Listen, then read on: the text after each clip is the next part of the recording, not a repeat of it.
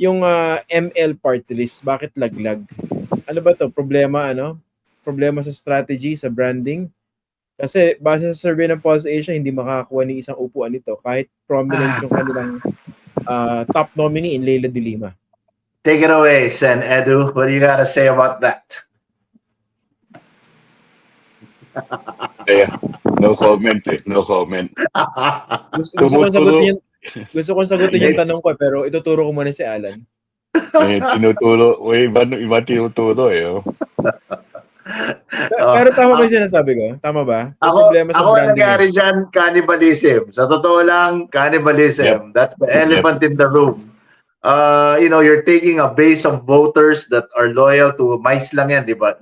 Money, ideology, coercion, or ego. Yun lang yun eh. Kaya nagkakaroon ka ng tinatawag na fan base or fandom or political base. In this case, we're talking very, very tumbok na tumbok yung ideology. Ideologically, the pink/yellow/liberal fan base based on ideology. Ang problema, hinati nila. Diba?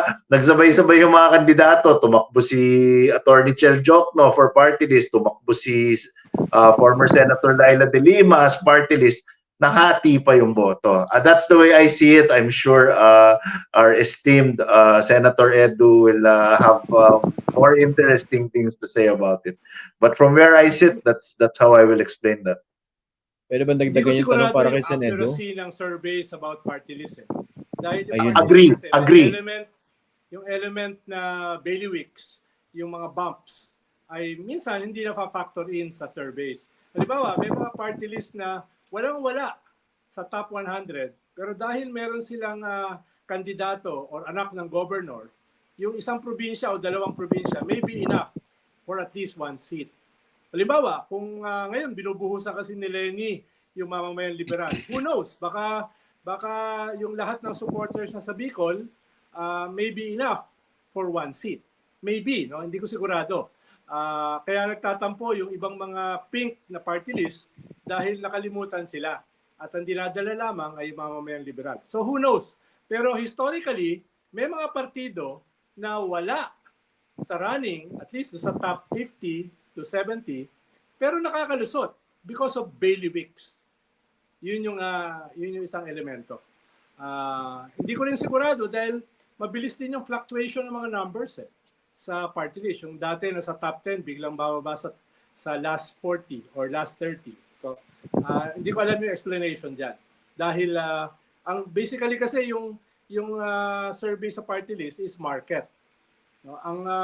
Pero kumpara sa Senate, na talagang dominant yung market, sa party list may element ng command votes, may element ng swing votes, may negotiated votes, at may element ng votes, no? It's 75% command. Lalo na maraming party list ngayon, mga party list ng mga contractors. No? Meron ba?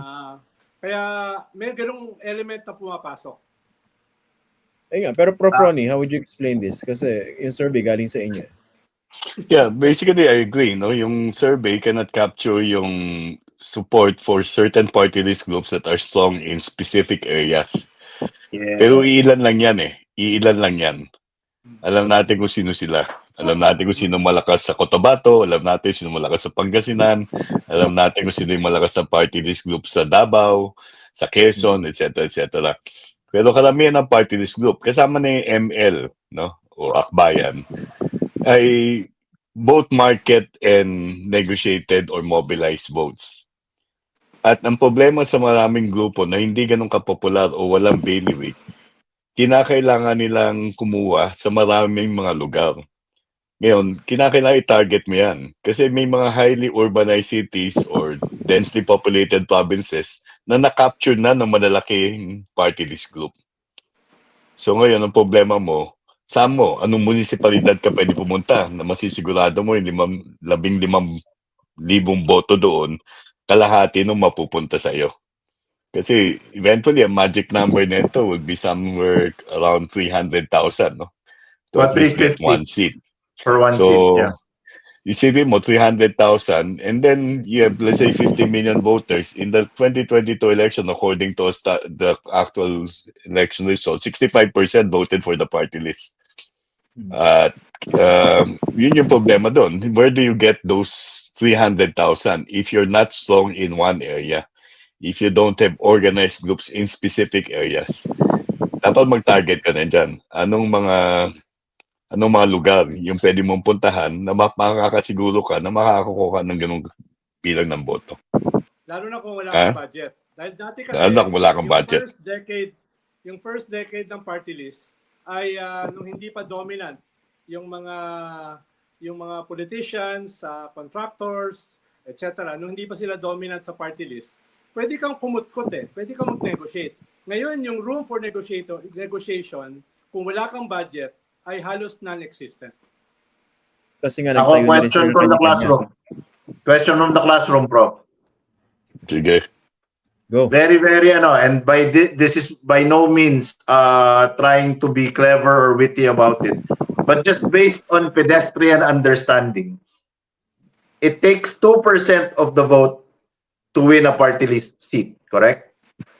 Not necessarily. Not necessarily ba? But it's about I mean, 2%, right? Make sure that you have one seat. You need 2%. Yes, 2%. Yeah. Diba yan yun? To make sure. Now, the margin of error most for of a the survey, most of the party list groups now do not have 2%. Hindi, pero Tama.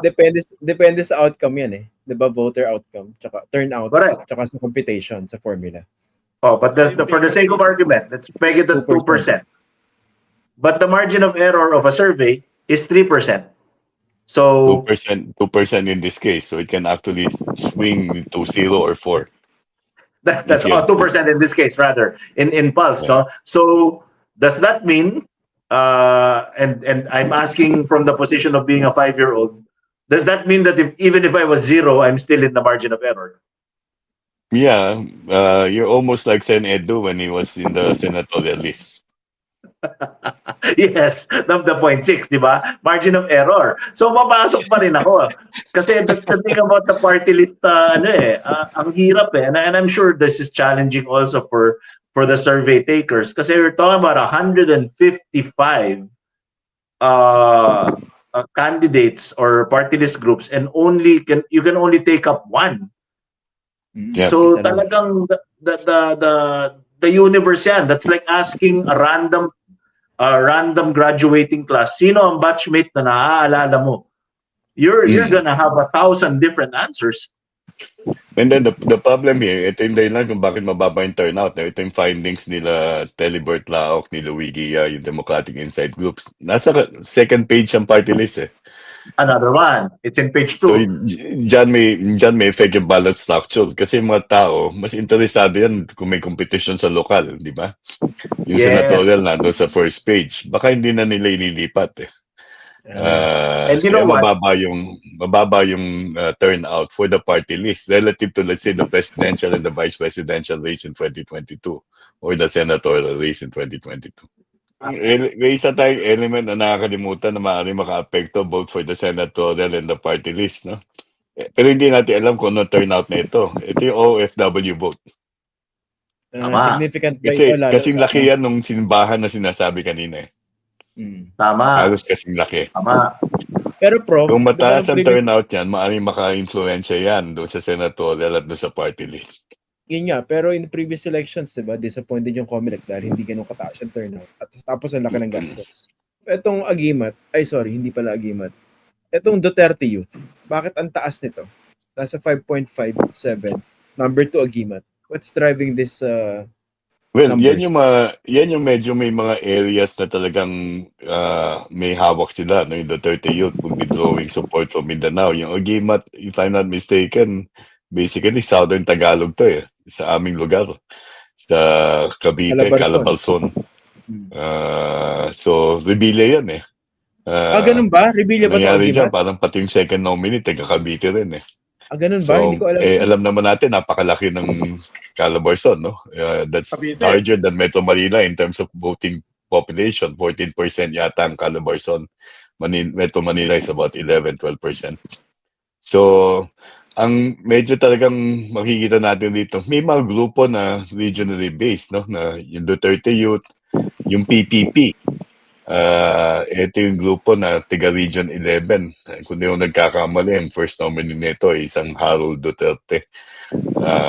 So, may mga ganyang grupo ka, yung Tingog, malakas rin. Yung AXIS, of course, we know, yung 4-piece. So, yung Duterte Youth talagang is an indication of yung consolidation, as we mentioned, of the Duterte base. Hindi ganun karami. Mm. Kaya yung kakaunti ay naha-harness yung consolidation na yun. Yeah. Hindi ganun karami. Ano bang party list ang talagang ang pangalan Duterte? Yung Sana naman ang nominee nila this time, youth talaga. Pero Yun yung- pero Tokayo, yung may mga party list na talagang dapat disqualified eh.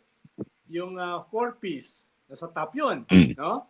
Yung Tupad, yung GSIS, SSS, etc. Yeah, pero Yun ay wala kang magagawa. Yun ang government decision ng names. Supreme Court, di ba? Oo. Ayop no? Hindi, ang sabi ni Chairman Garcia, pwede daw i-disqualify yun eh. Ang problema lang, na-aprubahan daw nung hindi pa siya COMELEC chair. Yun ang sinasabi niya. Paano Government wala kasi program, magsampalang ginawang kaso. party list. Garapal ba yun? Kung may Garapal magsampalang ba? kaso, posible pa niya. Ito yung isa kong tanong, no? Sabi niyo kasi, ano man to, mostly negotiated votes, no? Tsaka command votes pag party list. Tapos yung mga dynasties, nagtayo na naman sarili nila. So, captured na nila yung boto doon sa kanilang mga bailiwicks. Ano pang value nung parang name recall dito? Kasi kaya ako tinatanong ito, ang context nito sa akin, yung ML, no? Kasi I have the feeling na hindi ma-connect ng mga botante ng, kunwari, yung mga boboto sana kay Leila de Lima. Hindi man nalalam na ML yung party list niya eh. And I think they're struggling to make that connection even until now at this stage of the campaign.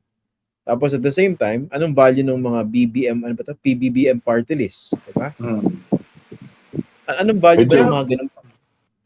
Pero, Medyo From a mahirap din branding, sabihin na yung even if they connect it to Laila, ang question dyan is gaano kalaki yung base ng liberal opposition? Iyan, basically, kasi when we talk about liberal opposition, kasama dyan ng ML, kasama dyan ng Akbayan. Yeah. Gaano kalaki ba yung base to begin with? Kaya kanina, I agree with Alan eh. Parang may cannibalism between those two groups. They could have just simply merged together and campaign as a liberal opposition party list group. Tapos yung paggamit ng ML, medyo mahirap i-associate eh. Kasi kung ako, pag tinanong mo ako, anong ibig sabihin ng ML sa akin, kasi martial law baby ako eh. Martial law. Yes. Ako nga, kasi naalala ko eh. I will never associate it with the liberal opposition. I'm gonna answer that question in this manner. I guarantee you they wouldn't have this problem if they had named that party list Angat Buhay Party List. Baka maka 2 or 3, umabot pa sila sa 2 or 3 winners. Kung Angat Buhay yan. Let's assume that the base of the Pinks are conservatively 12 million, sabihin natin. Would that be an okay estimate for you guys? Hindi transferable yon, Alan eh. Dahil marami kasing iba't ibang party list groups eh. Even the Pinks have siguro mga 15 allied party list group. Hindi lang mamamayang liberal, hindi lang akbayan. Marami yon. No, marami. Agree entirely. Hindi yun necessarily transferable. Pero sabihin na lang natin, makakuha sila ng 5% of that base, naming it Angat Buhay. That's more than enough to comfortably breeze into the party list as a party list representative. So I mean, I would have done it differently. I would have done it the branding differently. I would have probably structured it differently para but who am I? 'Di ba? Isa lang naman akong reactor number 2 behind reactor number 1. Ito yung isa kong tanong, no? Kasi nung nakakausap party list na medyo nagamit yung brand nila, yung personal brand, ay yung AXIS. Tama. Yung AXIS. Wala yung machinery, wala yung partido.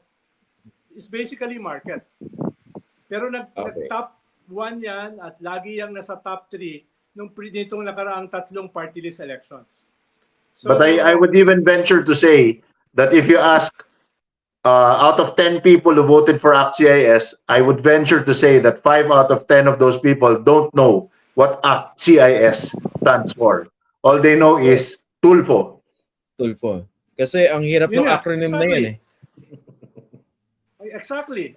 Yun ang ibig ko sabihin na kumpara sa ML, hindi na-identify si Laila sa ML. ACT-CIS na-identify si Tulfo. Pag sinabi ACT-CIS, ang alam ng karamihan sa botante nila ay Tulfo. Tulfo. Parang yun naman yung isang positive na application.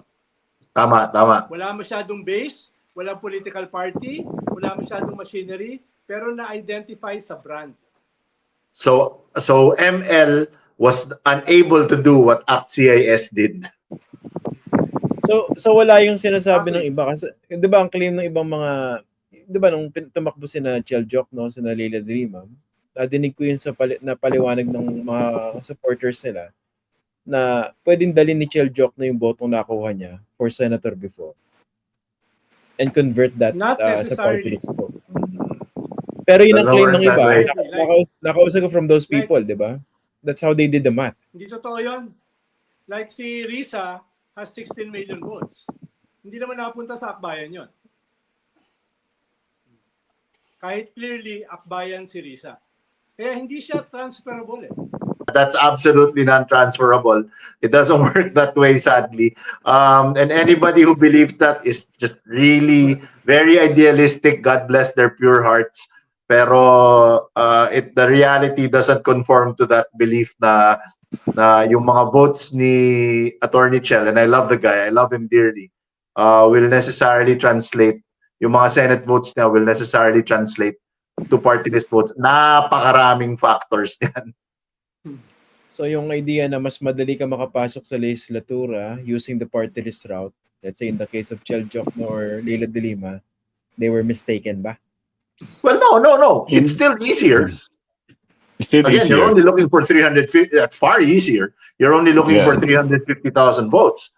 Far easier. Compared to But the ano here is really that Senate votes do not necessarily translate to party list vote. Hindi siya So 1:1 confident. transference.